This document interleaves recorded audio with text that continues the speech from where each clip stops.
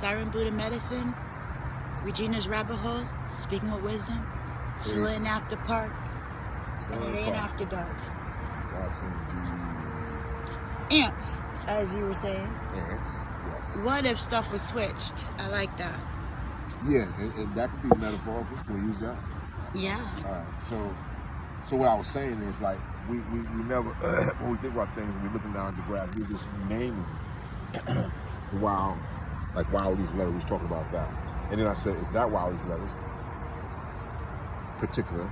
I said no, that's plantain. Right. That's next to the anthill, and so now the mind begins. Mm-hmm. What did I say? Anthill. Oh shit. It's okay. So that is an anthill. That's really.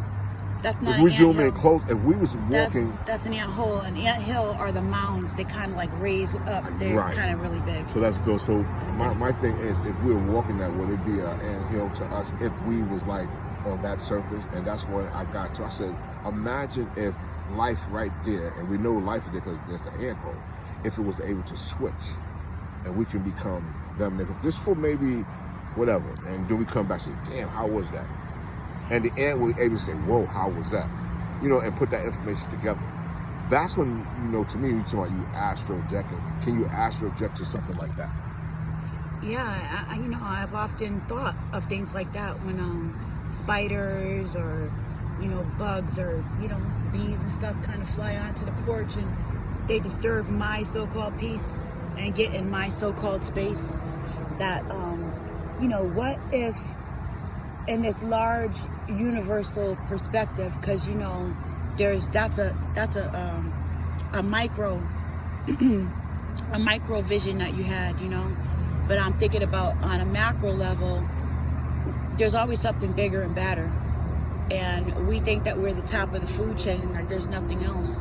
But what if there was, and it just looked at us like we were ants and just came and we got in its way, and we were no more significant to it than walking on the ground or getting in its space while we're trying to survive and look for food and things that we needed to, for our homes.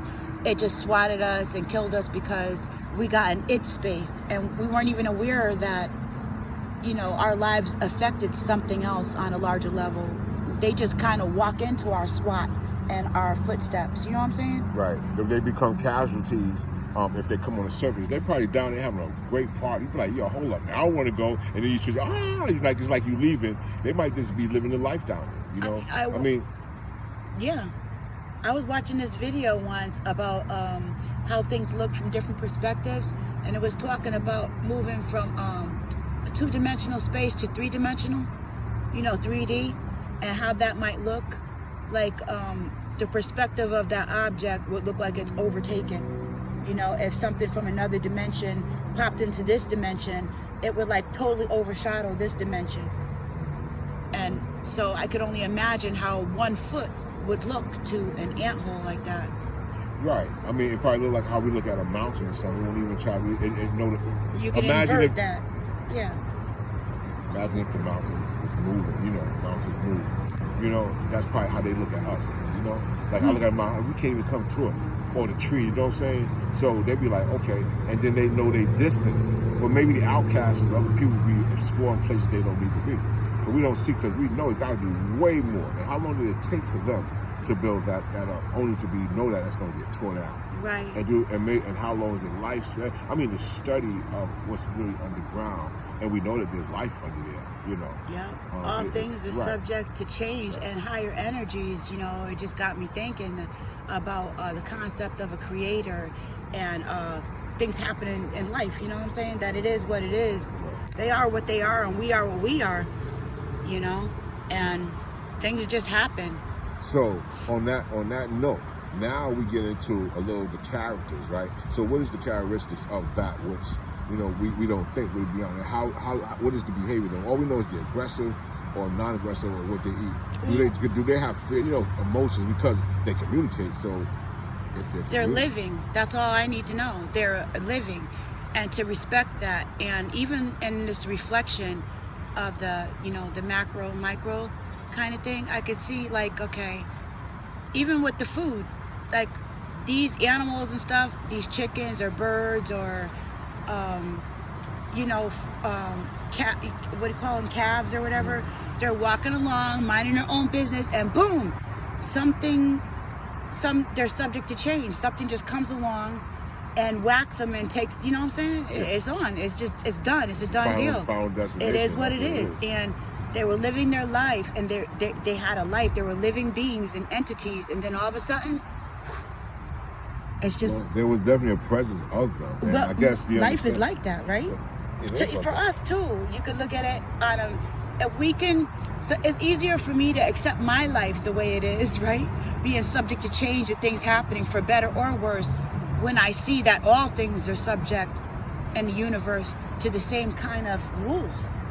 It is, you know what I'm saying? Absolutely. That's what it is. Right. And so when we live in this world of dualistic principles and stuff, even looking at this macro, micro, right, perspective allows me to safely take a look at my circumstances in life and where I am on the food chain, metaphorically, you know what I'm saying? And literally, and just kind of reevaluate how personally I take certain things when it comes to my evolution and where I'm trying to go. Because some, things eat things. There's always something bigger and badder, and there's always something else that is really not taking it personal. They trying to get where they're trying to go. And you may get stepped on. But we want to take it personal.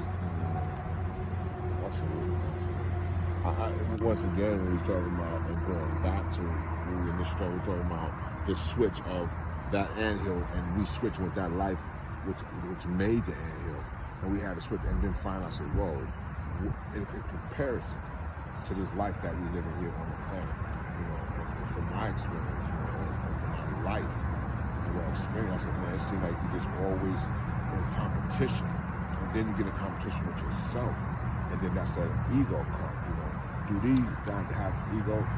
No, it seems like everybody is catering to something and understanding the position that they're in and accepting that law of that which is natural to them is like what is natural unto nature.